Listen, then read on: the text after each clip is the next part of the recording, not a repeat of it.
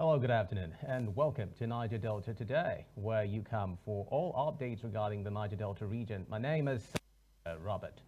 Today, our spotlight is firmly on the ballot box and the future of elections in the Niger Delta. Akwa Ibom has a new Resident Electoral Commissioner, and with recent by-elections and preparations for future polls, the question of credibility, fairness, and inclusivity in our democratic process is front and center, and we'll be going one-on-one with the new rec to understand his vision, priorities, and what Nigerians, especially Akwa Ibom citizens, can expect under his watch.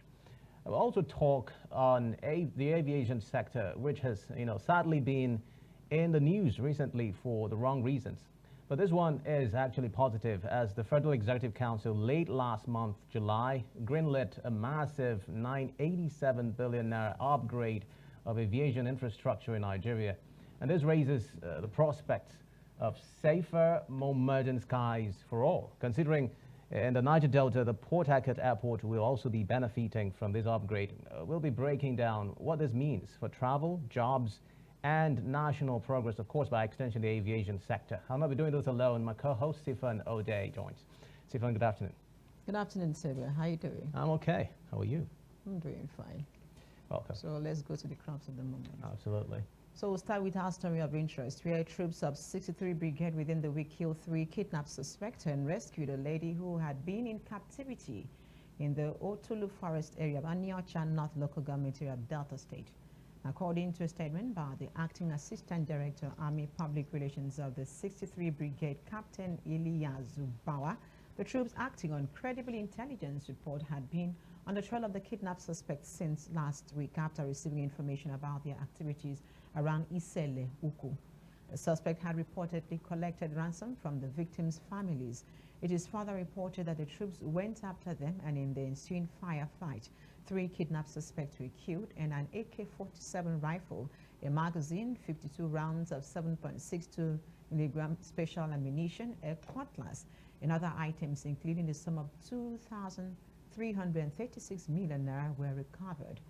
However, during the operation, 1 soldier sustained a gunshot wound to the leg, while the rescued lady also had injuries from the suspected kidnappers' actions prior to her rescue.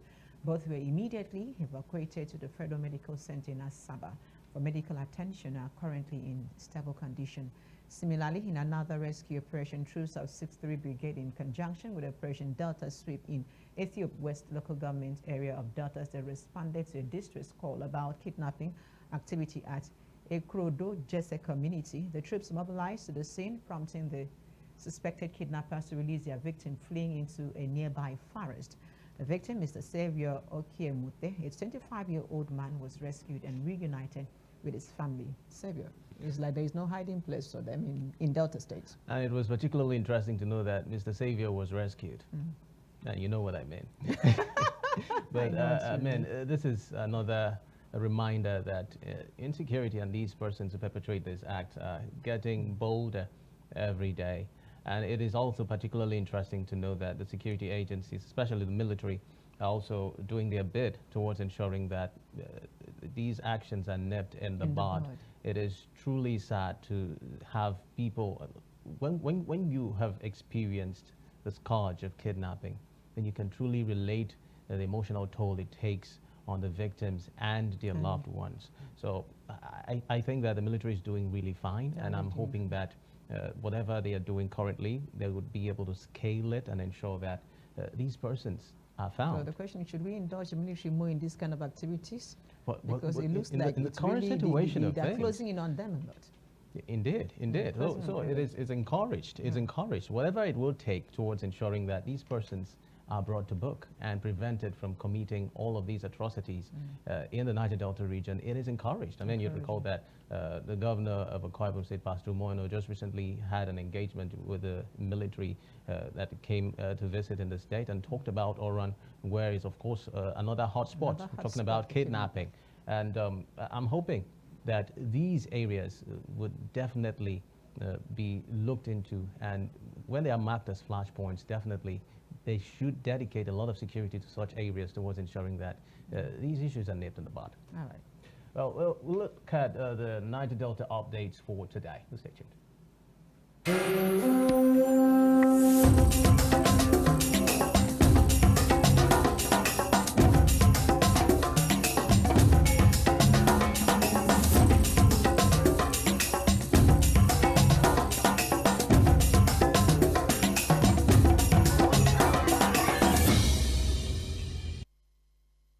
First, the Niger Delta updates will start in Akwa Ibom State, where Governor Pastor Moino has called for the intervention of the Nigerian army in addressing security and kidnapping challenges in Oron local government area of the state. Speaking during a courtesy visit by the Chief of Army Staff, Lieutenant General Lufemi Oloyede, and his entourage at the ESCO Chamber Government House, Uyo, Pastor Moino stressed that the presence of the military will guarantee safety of residents and prevent tension in the area, assuring the Nigerian Navy of continuous collaboration as well as improved and sustained welfare for its members. The governor commended them for the civil manner in which security challenges and other social vices are being handled in the state. We want to appreciate the Nigerian Army for the work they do, but most particularly for the collaboration that exists between the Nigerian Army in Akwa Ibom under the leadership of the Commander 2 Brigade. But within the short time he's been here, he's done fantastically with the work. He's helped us in maintaining security, working with other security agencies. I've also made a reminder, and you have promised to graciously grant us an outpost. So we need an intervention in our own area. We need that intervention because it's critical for us. That's a littoral area, and a lot of the kidnapping takes place and go through there.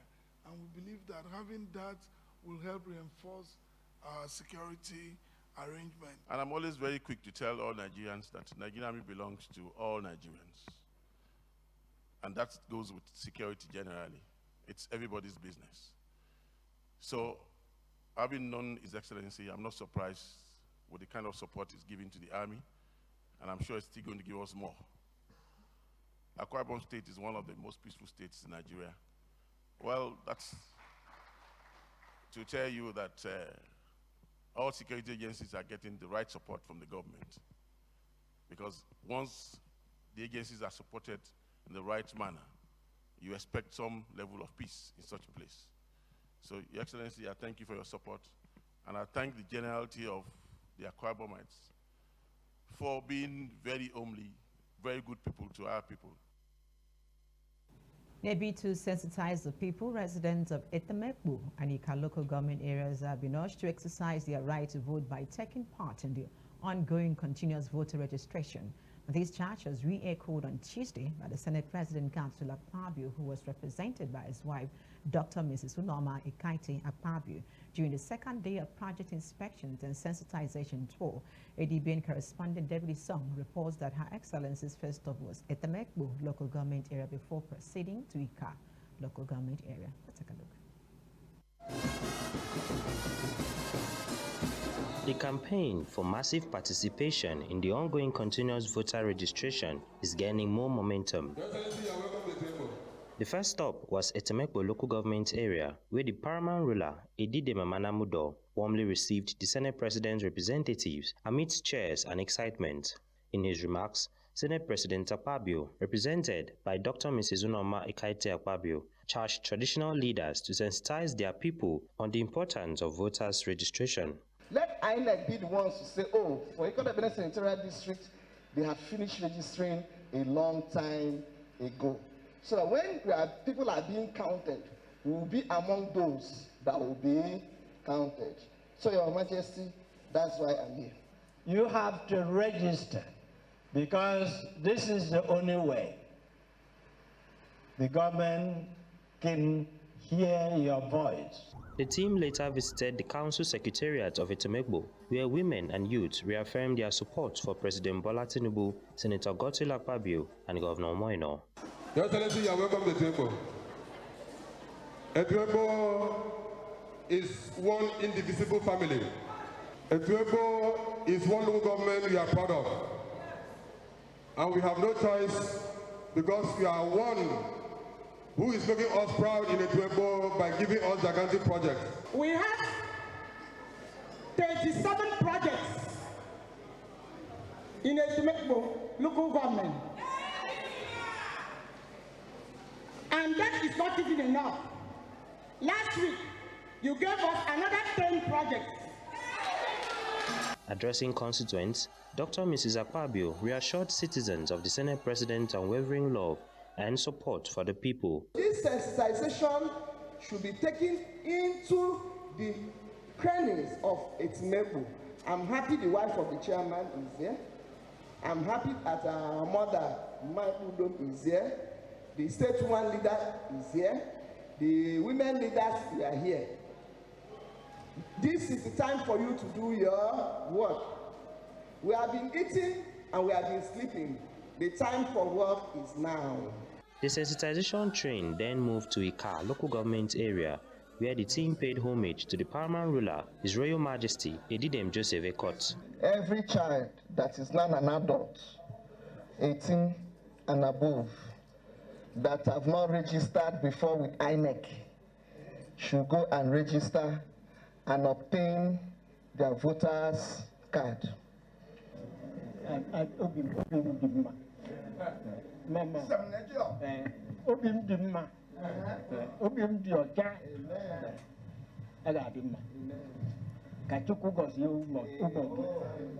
Thereafter, women and youths of Ika warmly welcomed the Senate President with enthusiastic support for the 2027 general elections.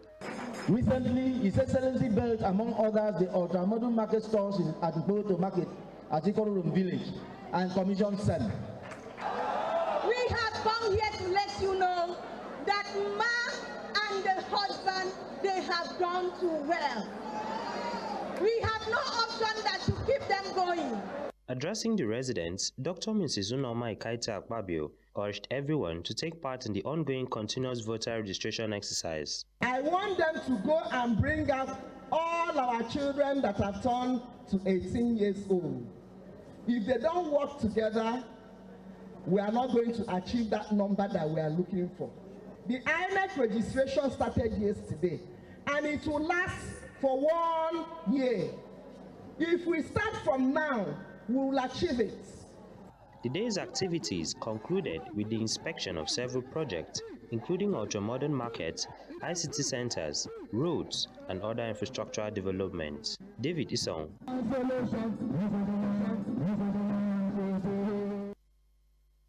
On a separate development, the Akwa Ibom State Police Command has successfully arrested a three-man armed robbery syndicate believed to be responsible for a series of early morning robberies within Uyo metropolis.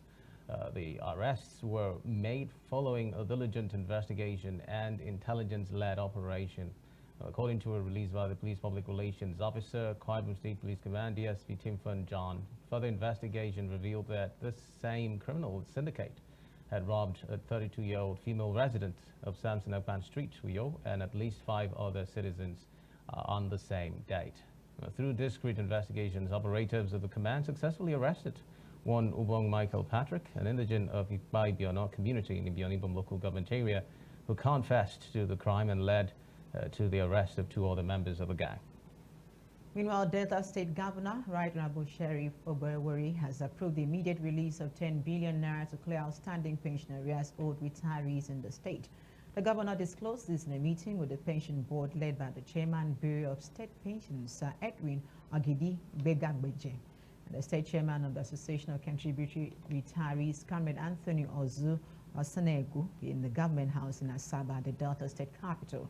According to Oberwari, the meeting was to address pressing issues concerning the welfare of retirees, including payments of backlogs and immigration challenges under the contributory pension scheme. Backlogs that before I came in, because I pay every month. I have not failed to pay every month. Releasing, there are few states that have released 1.4 billion every month. Exclude our waste bill of 16 billion every month. And we are doing roads, infrastructures. We are doing human capital development. We are paying contractors. And we are not borrowing that. I also feel that our people should also be happy, both retiring and the rest. I'm going to release 10 billion. That's the size of Niger Delta update. We'll take a breather and return with the first conversation of the day. We'll have us talking on the ballot. We have in the studio the Resident Electoral Commissioner who will be speaking with us on some of these issues. Just stay tuned.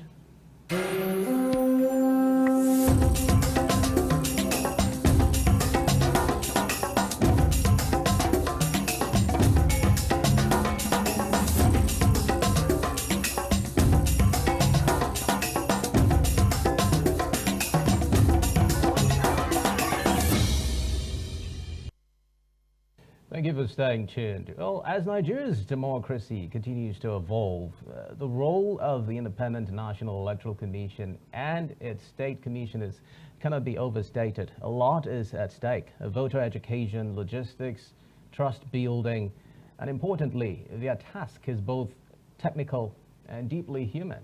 How do they connect with the society that they are supposed to oversee? Well, today we turn to Akwa Ibom State, where a new resident electoral commissioner assumed office in June, and with a continuous voter registration CVR currently commenced, would look at what changes he is bringing and how he intends to strengthen confidence in the system.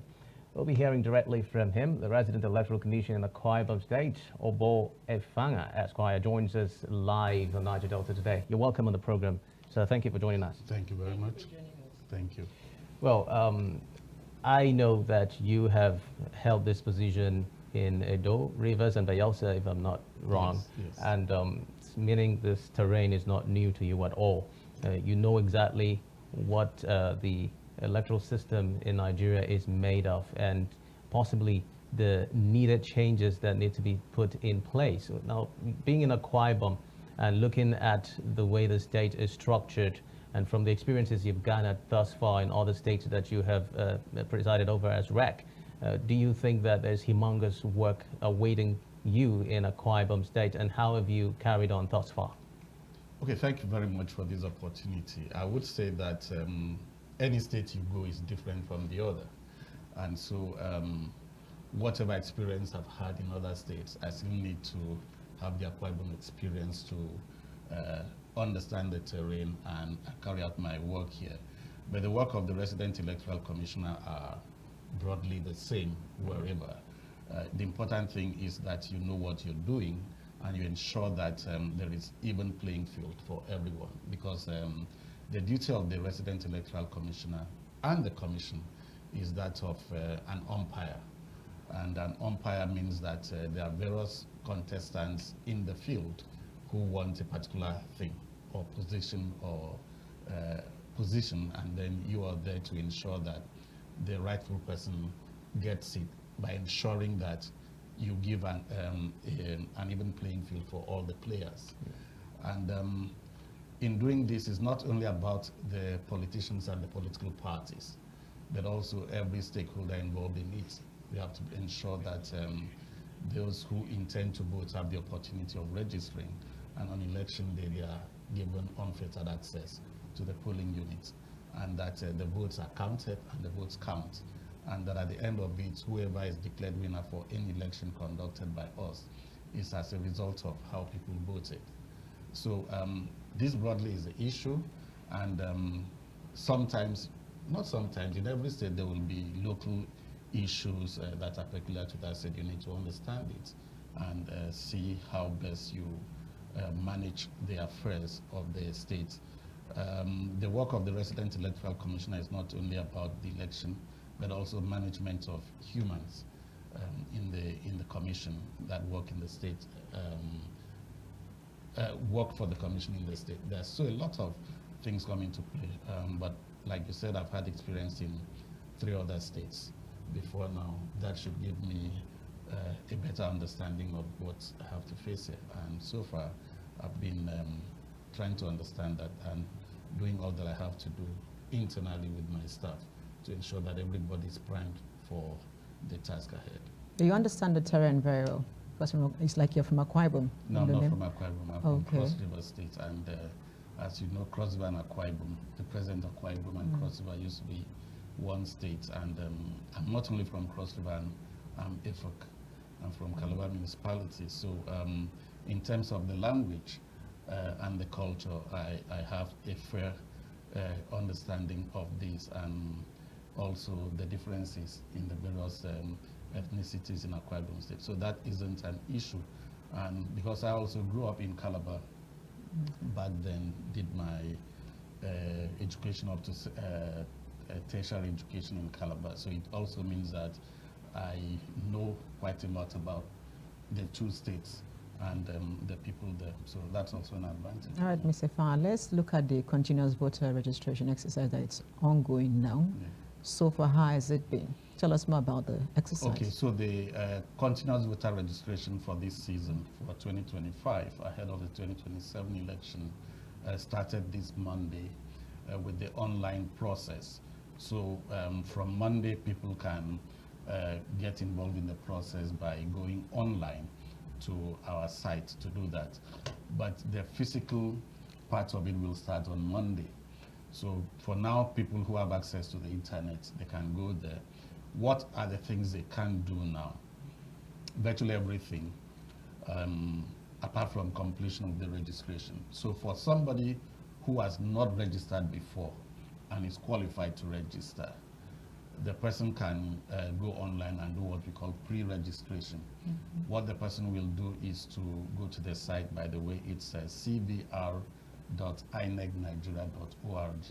CVR means continuous voter registration.inecnigeria.org. If they go there, for fresh registrants, they will be prompted on what to do. And what they will do, go as far as taking the photos, putting in all the information we need about them, their full names, date of birth, place of origin, where they intend to vote. They can select the polling unit of their choice, and anywhere in Nigeria. And they will also pick a date that they will now come physically to our registration center for us to take the biometrics, the fingerprint. That is when the process is completed. Okay, Mr. Effanga, there's something I want to understand. The online one started on the 18th, and then we have the in-person on 25th. Does it mean that it puts an end to the online one, or is it works side by side? The online will continue until when we end the continuous voter registration. Because for the online, I was just explaining, for fresh voters, they can go there, but for every other person who needs any changes to their information, they can do this online without coming to us. So for instance, those people who said there's a mistake in the information, maybe their names were misspelled, or they have changed their names, they want it to reflect, they can go online and do that. They don't need to come to us. Once they do that online, the information gets to us and we approve and process a new voter's card for them. For people who say that, who want to vote in a different place from where they were originally meant to vote, they can go online and also make that change without coming to us. But that's for those who have access to the internet. Otherwise, they'll have to come to us physically. Everything, anybody who has registered, now I need to stress this, the baseline for the INEC voters register is the registration that was done between 2010 and 2011 ahead of the 2011 general election. And let me explain it in the way listeners will understand. 2011 general election is the election where President Goodluck Jonathan was elected as president. So all those people who registered in that season, where they went to vote in the election where Goodluck Jonathan, president, was elected, they are on our voters register already. They don't need to register again. If they attempt to register again, even at the point of registration, even if at the point of registration we admit that registration, the registration will be invalidated eventually, because we will do a processing of screening that fresh registration. Remember, we're going to take the biometrics, the fingerprints, and the photo. So we'll now run it with the system with them. Currently, we have about 92 million registered voters. We'll run it and find out that this person is not already in the system. If the person is in the system, we will just nullify the fresh attempt at registering. So if you recall, ahead of 2023 general election, during the registration process, periodically at the end of what we called quarter, then we will publish the number of fresh registrants we had So they may say for a state, for instance, that there were 300,000 fresh registrants during this period. But of that number, about 120,000 were invalidated. These are persons who attempted to register afresh, having originally been registered. So if there's anybody who had registered any time between 2010, 2011, up to 2022, the last time we did registration, they don't need to register again. If they have any problem, they can correct it online or come to us physically, but they should tell us the truth that they have registered. We can pull up the old registration and update it for them if they need any update. If it is change of name, change of date of birth, some people actually come to change their date of birth. Or there were some people mistakenly, they wrote female for them when they are male, or vice versa. They can also make that corrections. Or the address has changed and they want that new address reflected on the card. All right, State Rec. Well, you've been in consultations with stakeholders, political parties since your resumption in Akwa Ibom State, and I'm sure you must have discussed a lot of synergy that is required in all fronts to be able to achieve your goals and your set modus operandi. Now, when you look at the strength of registrants who have turned up since the announcement of this CVR, have you been able to sort of get some statistics regarding whether the residents, the Akwa Ibom State people, are interested in this process? What level of awareness has been created thus far in ensuring that you're able to get the amount of persons that you need to get on that register? Okay, so for now that they are doing the online registration, headquarters, when I say headquarters in Abuja, on the first day told us how many people had processed the pre-registration process and gave us the figures, the global figure. We don't have the breakdown state by state yet at that point. Maybe they have, but that hasn't been shared with us. Okay. That isn't of importance for now. It is when we start the physical process on Monday, 25th, that we'll be able to tell how people have turned up. But I also want us to be mindful of the fact that we are not looking at expecting so many people to come in to register. Because like I said, this registration, the baseline is from 2010, 2011. So between that time and now, I will say that majority of people who need to register, who are qualified to register or are already registered, the few we are looking at are people who have since turned 18 after the last registration in 2022.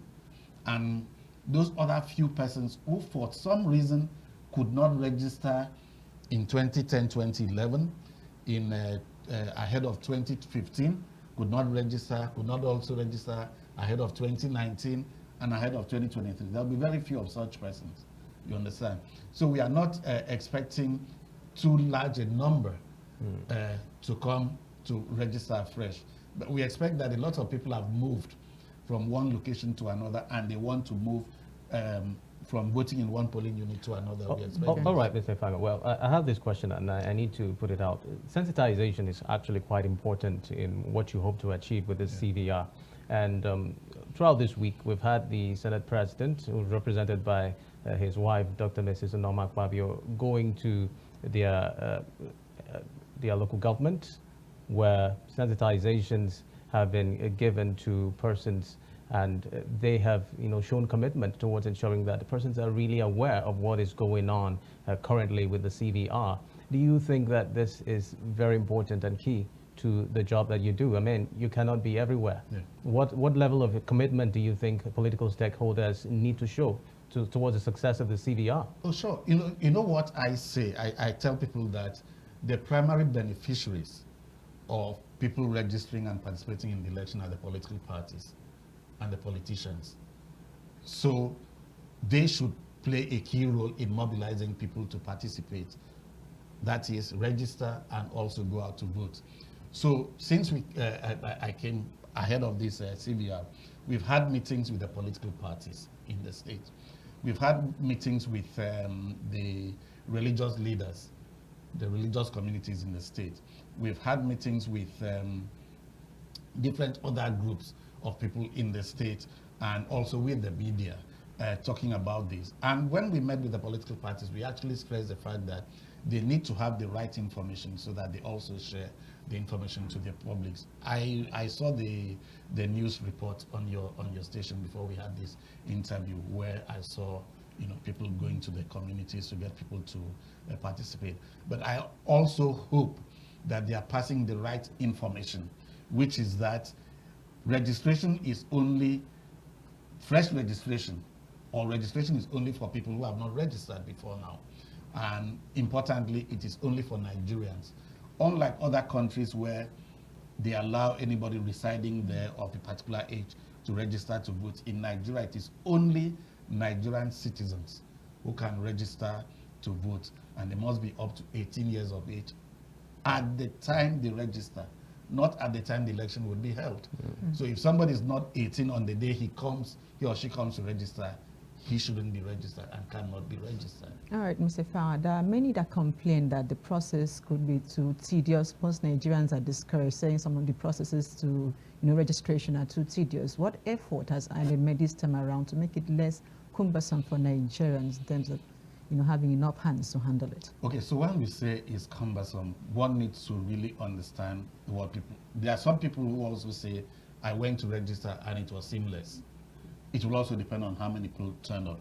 Remember, I just told you here that during the last exercise, we had many people who attempted to register more than once. And let us assume, for instance, that when the report came out then, I remember for some states, it was as high as nearly 50% of those who came to register who were doing multiple registration. It then means that on a single day in a single registration point, if you had 100 persons who registered, 50 of them wasted everybody's time and blocked the chances of another set of 50 from being attended to that day. Okay? So if people follow the process well, there won't be a problem. So what we're going to do is that when you come to the registration center, we're going to identify, profile people once they arrive, know who is coming for registration, and put them in one queue, or put them together, assemble them together and attend to them. But for persons who are coming for any other thing, which could be done and completed online, we'll first find out if the person has a smartphone. That's what I used to do in previous registration. I will find out if you have a smartphone and tell you can use your smartphone, help you do that by yourself, without joining the line of those who are coming for fresh registration. And by the time you do that, a few persons know how to do it. They can do it at home. They can even help people in their community who want to do any other thing apart from registration. And even the registration, we've also introduced for those who have access to the internet to do the pre-registration, which now means that on the day you pick to come and be captured, you just come and you attended to, because you pick the date, the location, and the time. And let me also mention for the physical registration, the locations we're going to have this. It's going to be held in the state office of INEC and in every local government office of INEC. In Akwa Ibom State, there are 31 local government areas. And in each of those local government areas, there's an INEC office. So the registration would be, the CVR would be done there. And then people can also come to the state office here in Uyo. All right, State Rec. Well, there's something I'd like you to clear off the table, and that is usually a feeling or a notion that citizens have when there's a new rec in the state. They feel, okay, maybe this man can be compromised or made to favor one political party against the other. I'd like you to bring some assurance to the Akwa Ibom people regarding this issue, because, I mean, it's not something we can run away from. Yeah. Do you think that the Akwa Ibom people can trust your work? Well, I expect Akwa Ibom people to trust my work. If you've mentioned that I've served in previous states before now, and they can look at my records in those places. And the fact also is that I come from a civil society background before I was first appointed as a Resident Electoral Commissioner in 2017. I've been involved in civil society work for much of my working life. And I was engaging with the electoral process on my own, even without the outside the work I was doing, personally being passionate and getting people involved in the electoral process. And I was also critiquing what was happening and offering suggestions on how it could be done better. And so coming into INEC, I've always displayed that. What I tell people is that the only way for you to win election is to get the voters to vote for you. I'm not registered as a voter in the state I'm serving in. I'm a registered voter in the FCT where I live before my appointment and posting. So I'm not going to, I have no way of influencing vote for anybody. I can't vote in the election, and I'm not going to influence vote for anybody. I allow even playing field for everyone. So if somebody wins in the election, the person wins because the person had the votes. And if the person doesn't win, it's because he didn't have the votes required to win the election. And like I also like to stress, in every election, once you have up to 3 candidates, it means that more people will lose than win. If 3 candidates are in the election, 1 person will win, 2 will lose. And so in terms of supporters, more people will be disappointed that their candidate did not win. And when we have 18 candidates in the election, 1 person wins, 17 candidates will lose. And I also tell politicians that it is important for them in canvassing for votes, in trying to be popular with the electorate. They should also know that they stand a chance of losing than winning. In terms of probability, you are only 1 out of 18 candidates if all the parties were to have a candidate in the election. So also tell your supporters that if you lose, you stand a chance of losing. But the problem I have with a lot of the politicians or political parties and even their supporters is to think that an election is only successful to the extent that your candidate or preferred candidate is declared winner. And once that is not the case, then you should find all sorts of means to talk against the process and head to court. As we begin to wind down the conversation, we just concluded the by-elections in several states in the Federation, and I'm sure you must have taken some significant points from the activities in different Niger Delta states. Edo State actually held its by-elections over the weekend. Do you think there are lessons that you have derived from some of these instances, from the feelers that you have got across the country? Okay, so I wasn't involved in any of these elections, so the much information I got would also be from, just like you, what you heard from the media. And the results have been declared and different parties have won. My interest is that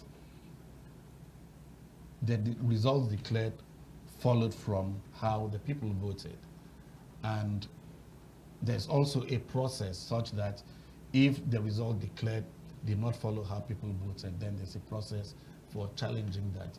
And this comes to even the political parties that participated. If somebody said the votes announced did not reflect the voting, I'm sure they can track it to know where any error may have occurred, and they can take challenge that. Remember that our process is such that at the polling unit where the election is concluded, and like I said, won and lost, every candidate or party in that election has its own record of the results at the polling unit, which is what adds up to the final. All right, Mr. Farm, before I let you go, there's one other issue that usually pops up when election is being mentioned. That's the issue of Nigerians in diaspora clamoring, saying they also want to be a part of this exercise. Has any provision been made for them to be a part of the 2027? Well, that's a decision that would have to be taken by the National Assembly. If the law is amended, the law as it is now does not make provision for polling units outside Nigeria. And we do not do electronic voting, right? For you to say you can sit elsewhere and vote, you understand? So until that is done, it's not possible for now for people in the diaspora to vote, because you have to vote physically in a polling unit, and the votes are counted in the polling unit and add up to the final votes for the presidential election, for instance. So but they are not stopped from voting if they can register and be available in Nigeria on election day to vote. Well, another area that is also of concern is the BVAS and IREF. You would agree that Nigerians clamor that possibly these machines could be developed in such a way that it doesn't really cause a lot of hitches during elections. Do you see a different story in 2027? What work is going into ensuring that we have strong machines that can prosecute our elections effectively as possible towards ensuring that we get a great outcome? Okay, so let's start by understanding what BVAS is and what IREF is. BVAS is the Bimodal Voter Accreditation System device. It's a tab where when you come to vote, you say, I am this person. I'm registered to vote in this polling unit. We see that, yes, there's an Obo Effanga, for instance, registered to vote in this polling unit, that Obo Effanga has turned up. But we want to be sure that you are the person there. So with the BVAS, we check your fingerprints or your facial. One of them at least will have to match with what we have in the system. Once that is done, then we are sure that definitely this is the person who claims to be that person, and the person is allowed to vote. Without passing through that, you can't vote. And so far, the BVAS has been very effective in doing that. Now, the IREF is the INEC results viewing portal, which is that at the end of the election in a polling unit, results are entered in the results sheet for all the parties in that election.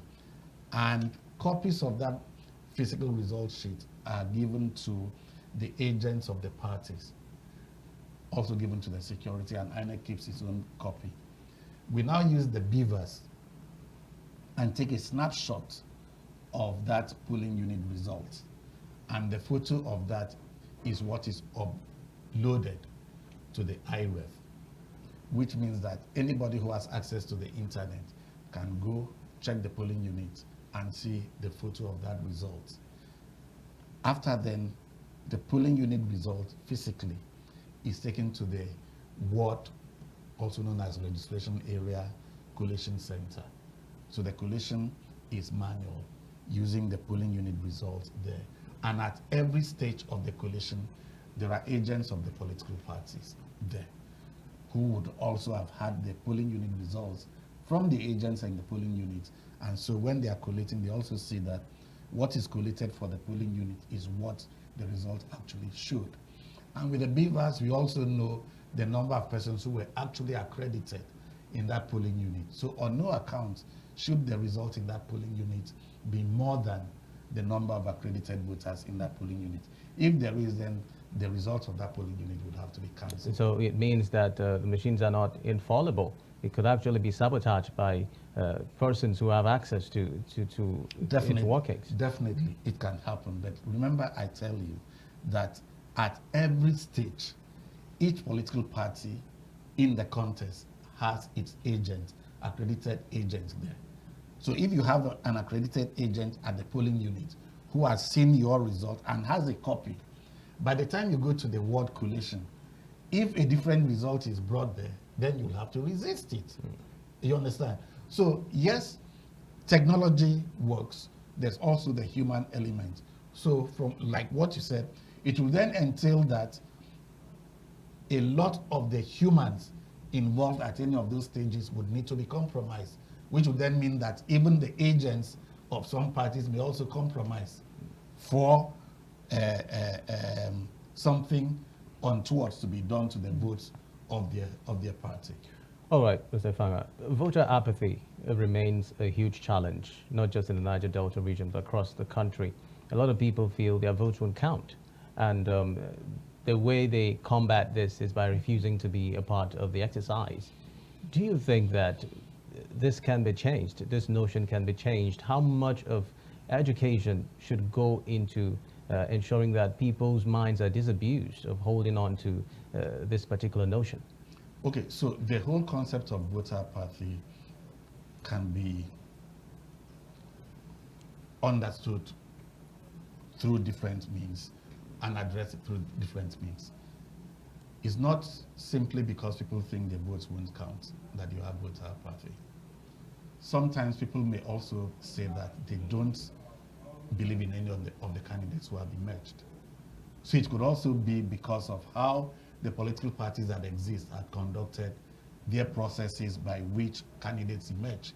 So you can be interested in an election, but all the candidates who have emerged for the parties, you just think that they are birds of the same feather, nothing special about these persons, I'm not interested. So that's one.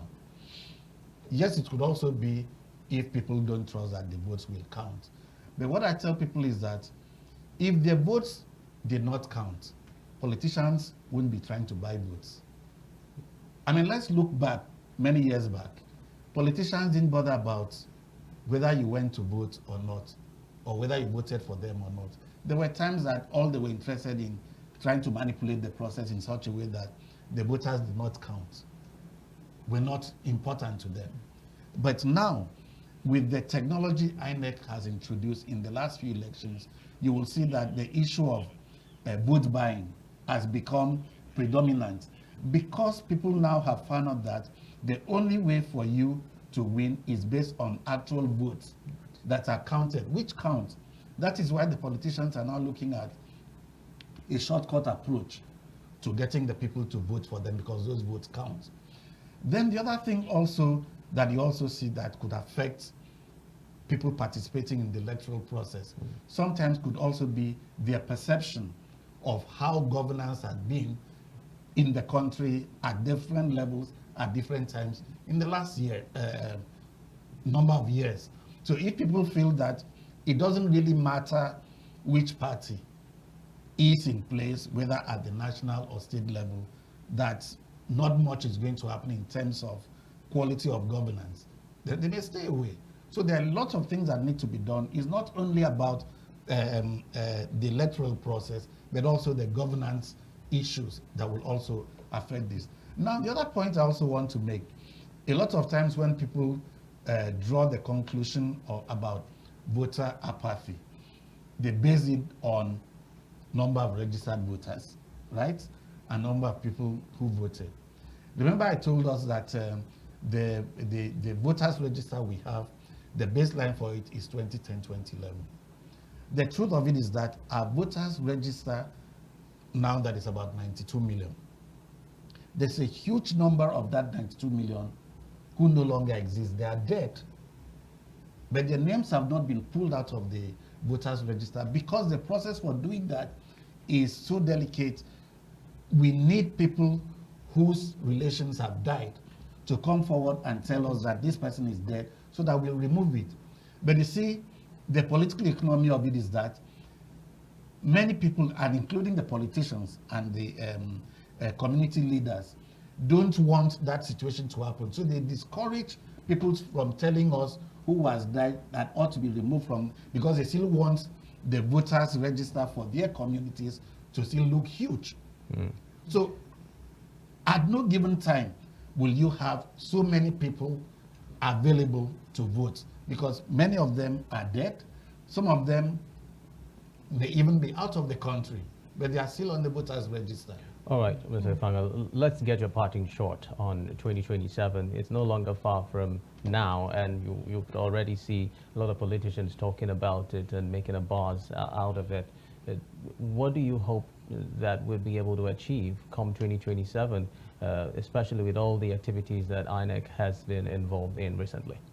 Well, I would say the entire electoral process, just like governance in the country, is a reflection of who we are as a people, because all the people involved in the process are Nigerians. We don't use foreign police or security. We don't use foreign election officials. Everybody involved there are Nigerians. The politicians are Nigerians. The voters are Nigerians. The campaigners are Nigerians. Even the media, majorly, they are Nigerians. These are all the people that will influence the outcome of a process or the success of a process. If only everybody does what they are supposed to do the right way. You don't think there are some people who can strong arm other sections of the society from being able to do the right thing and get the desired outcome. Nigerians, I'm saying.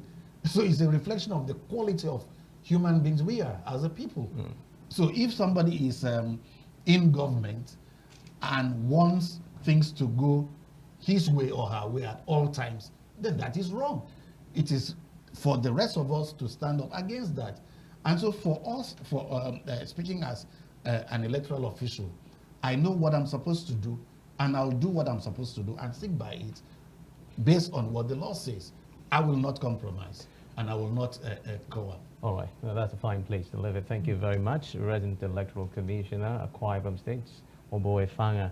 Thank you for speaking with us in Niger Delta today. And we're hoping that the INEC activities would continue to yield the much desired progress and dividends that we hope for. Thank you very much. Thank you very much. Thank you for your time. Thank you. All right, so that's the size of Niger Delta today. Thank you very much for staying tuned. We'll catch you again tomorrow for another fresh edition. My name is Xavier Robert, wishing you a terrific afternoon. And I am Siphon Ode. Enjoy your day.